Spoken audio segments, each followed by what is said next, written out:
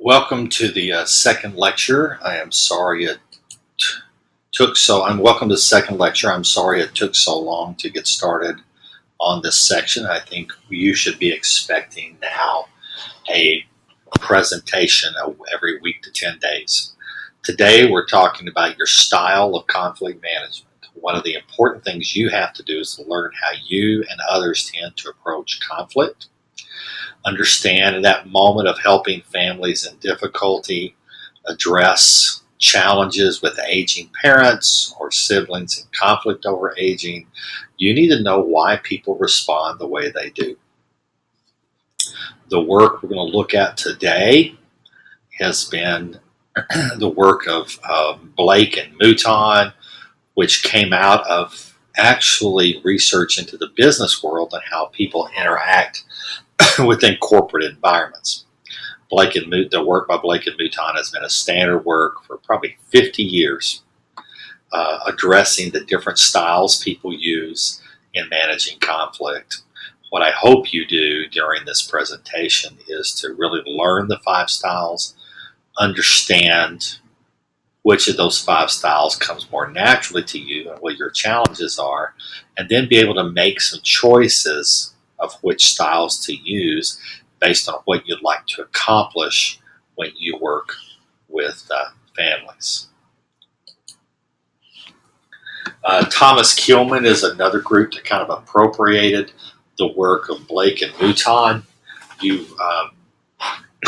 Thomas Kilmann, along with some work by Craybill, which you have already will be introduced to in this class, are the primary people who apply the theory of Blake and Mouton. Basically, Blake and Mouton say there's about 5 different ways that people choose to engage conflict. You see them on the screen there. Competing is defined as zero-sum orientation, win, lose, power structure. The bottom line is if I work with you, my primary goal is for me to win, to do the best I can. Dropping down to the bottom, you see avoiding. Avoiding is the approach of when you see conflict, you want to withdraw from the situation. You see yourself as neutral. You try not to engage too much. We'll talk more about that. Accommodating is on the bottom scale, is the need to accede to others, maintain harmony, let others have their way. The top right-hand corner, you see collaborating, which is the idea of always looking to expand options, trying to find ways to bring people together to create win-win options. In the middle, you see compromising. Compromising is looking for the way that provides the answer that's at least minimally acceptable to all. Try to keep the relationships undamaged. Try to find something that you can live with. What we know for sure is all of us have tendencies that we lean toward based upon our personality and life experience, and different approaches that we tend to lean away from due to lack of confidence or being uncomfortable. Now, what you see on this scale is that based upon 2 questions, assertiveness and cooperativeness, or I would say in terms of task orientation, that's with assertive, or in terms of relationship driven, that's in cooperative approach. Each of these can be effective. For example, if you want to be assertive, you want to win, you want to get a task done, you're in a hurry, competing may be the best way to go. If you are highly relational, highly cooperative, you need to keep the relationship above all others, even to the point of ignoring the task or your needs. Then accommodation is the way to go. Avoidant, if you care neither about the topic nor the person, avoid them. Collaboration is when both the assertiveness or the task is important and both the cooperative approach and relationships are important. Then perhaps a collaborative approach that brings everybody to the table is important. The thing I want you to see as we talk about each of these is these styles are a choice. They are something you choose, not something you are. So, by nature, for example, I'm a highly competitive person. I tend to fall in that category. However, with my wife, many times I'm accommodating because I find it's the best way to go about working with her. I have employees here that I don't enjoy working with, and neither the relationship nor the jobs they do matter to me, and I avoid them at all costs. All of those are appropriate, and they're all choices that you make. So let's talk about avoidance when neither the task nor relationship matters much at all, or when engaging negatively will impact, and when engaging will negatively impact the relationships, or when energy is so low the interaction simply just won't work. For example, the number one, when neither the task nor relationship matter all that much. My son was in the military. He lived off base in military base in Utah. Uh, he lived in town. It so happened in Utah there was a religious group who came by on a regular basis trying to involve him in their church and convert him. He called me up. He was so frustrated. He says, I'm going to kill a goat and paint a pentagram on the door if these people keep coming by. He was just so upset that they would wake him up every Saturday morning. And I said to him, thinking about this, do you want to convert? That would be the task or some assertive side. He's like, no. I said, do you want to be their friend? That's the relationship side. He said, no. I said, then don't answer the door. Just don't engage. The problem with that, of course, is being a good Southern boy, he had gotten the idea that we should always engage, even when it's not important. But here's what we know. Look at the 7th point. Sometimes engaging somebody will actually impact the relationship. It's think about this elder mediation. It could be that you have brothers and sisters, or you have a caregiver and a child who really have a difficult time talking about what's going on. It could be they've chosen avoidance because if they talk about where the parent's going to end up, they're going to end up in a fight.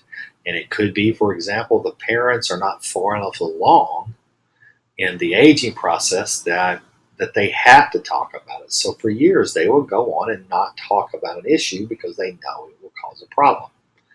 The fact remains, my parents are coming to the end of their ability to live on their own. We all know it. We're starting to see small signs of it. And my brother and my sister and I have vastly different opinions about what should be done before even talking to our parents. Well, in general, we don't talk about it much. My parents are functioning okay. We know that day's coming. We hope it's not a catastrophe when we realize it. But in light of that, we've chosen to avoid it. Finally, when the energy's so low, it's just not worth it. You've just been through it for so long. You've had the conversation so many times. It's just going to be more of a problem.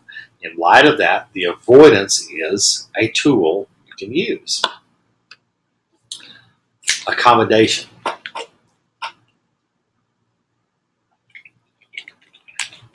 If you choose to engage accommodation, that lower right-hand side, you're on the high end of the relationship scale, the low end of the task or assertiveness scale. And that's a very appropriate way just to let people have their way. It's extremely appropriate in certain times. One is if you value the relationship much more than you value the need to complete a task. I mean, my parents asked me to come and paint their house one weekend, or do as much as I could. I got there.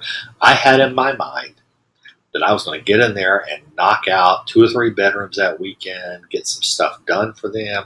I was very, very task oriented. The problem is my parents don't see me much because of how much my job, I travel, they live out of state. When I was there, they wanted to spend all their time talking to me.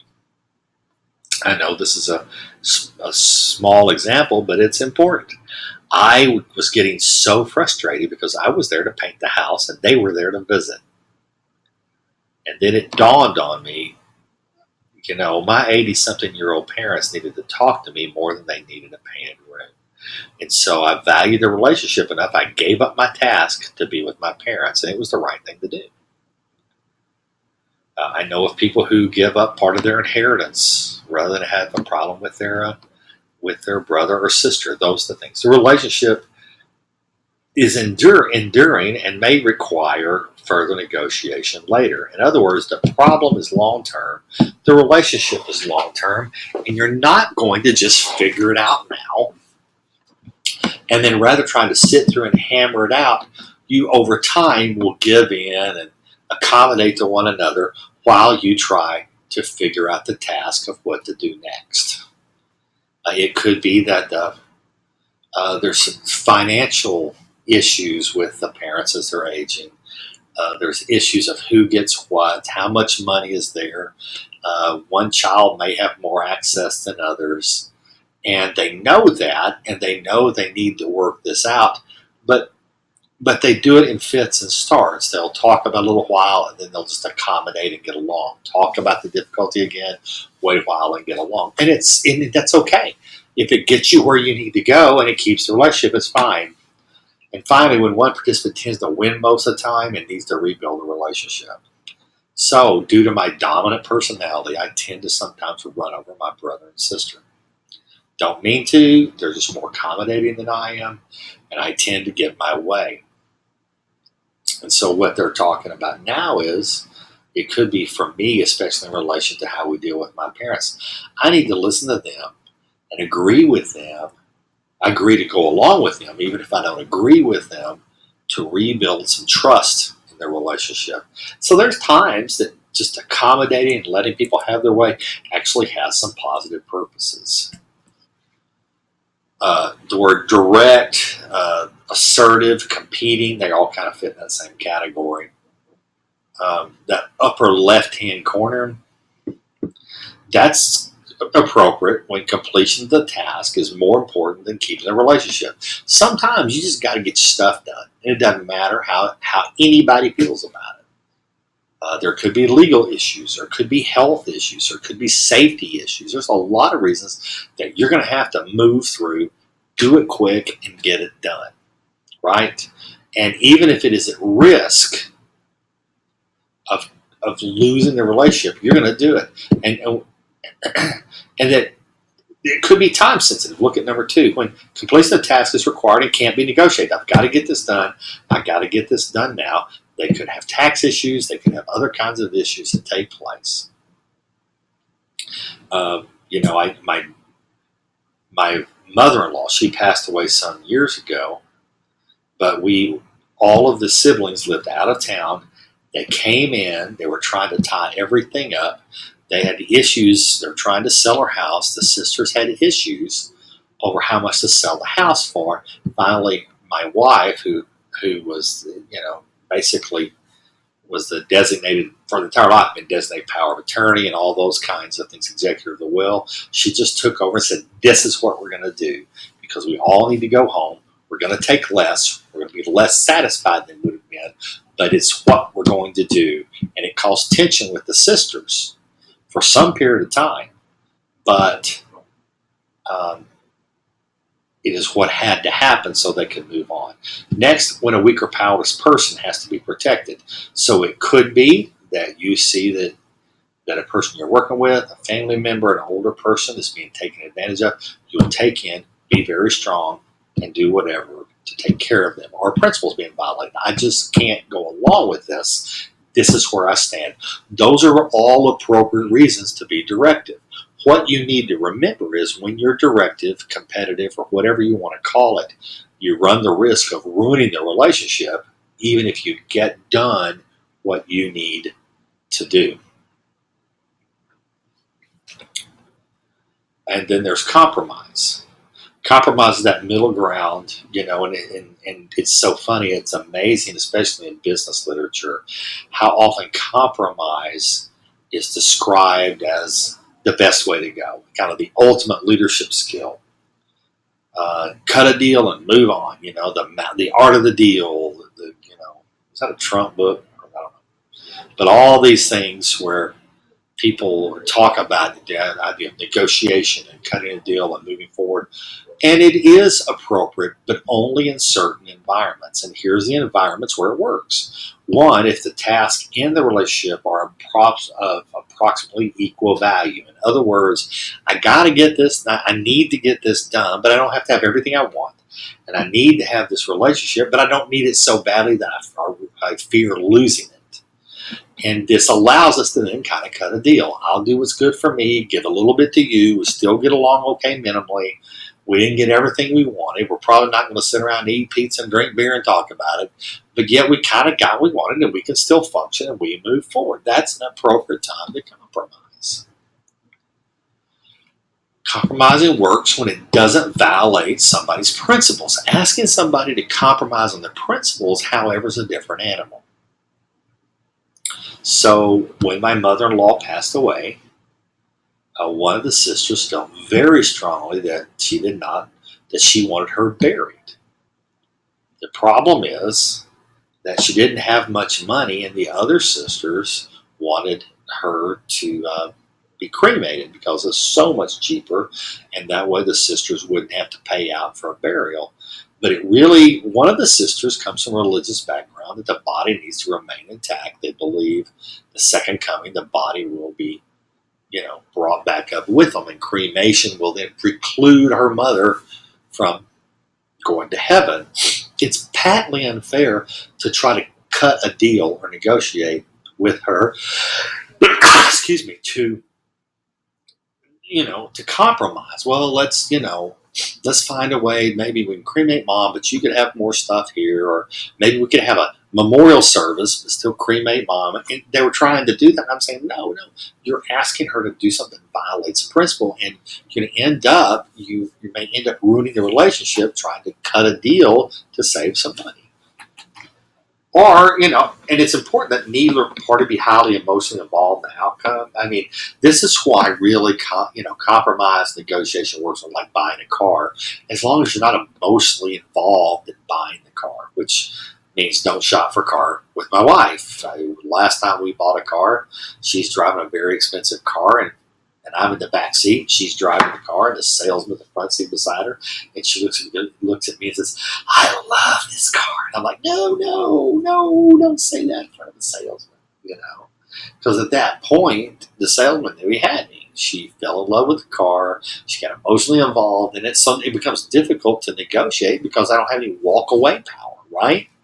Compromise only works if you have what's called a BATNA, the best alternative to negotiated agreement. What that means is you have the ability and the willingness just to walk away from the deal. You can't really cut much of a deal if you have to have the deal. You can, but it's a pretty highly developed skill that most of us don't have. And so you've got, it works pretty well. Not everybody's highly and over involved. And finally, time's kind of the essence. You got to get stuff done, and any resolution is better than none. Was cut a deal, sell the house cheaper, take the car to the dealership, take a little bit of money, do what it takes, get it done, and move on. That's appropriate for that, but that's the only time it's appropriate. You can't ask people to compromise in other environments. And finally, there's collaboration. That is interesting right now. That's the hot thing that everybody's talking about. We need to collaborate. I hear that language so much, especially people in educational circles and university circles, and we just throw it around too easily. We'll go eat pizza and talk about collaborating over lunch. And in my field, collaboration is almost kind of a technical term. Collaboration is when the task is very complicated and the relationship is of very high value, and you need to complete a complicated task while keeping a high-value relationship. And when you have a complicated, difficult task and a high-value relationship, you're going to have to figure out a way to bring everybody together and work that long, difficult process of collaborating to get to a conclusion. I mean, it only works if the participants have the time to invest in it, the interest in to invest in it, and have a kind of common enough goal that they're willing to work through this thing. Collaboration is a lot of work. Also, there's this element of trust. I mean, if I'm going to sit down with you and work with you in a kind of a strong, detailed way and try to be creative and open and relationship driven, I have to acknowledge that we have this basic element of trust between us, that we trust each other enough to do this work. And finally, the participants agree on the general principles and, if not the details, of the resolution. In other words, we generally would like to get here. We all kind of think we'd like all of us to get there, and we're willing to work together to be creative to get there. So it could be that you have a parent who is elderly, who's lived alone for many, many years in the house, who is not wanting to leave their home and go into managed care, but there's not a lot of money involved. And you have 2 or 3 siblings who are trying to figure out what to do about it. And they all basically are willing to sit down and spend a weekend or 2 working through things. They trust each other. They know they love their parents. They know they love each other. And generally, they all want a safe, supervised environment for the parents. They just don't agree on how you get there.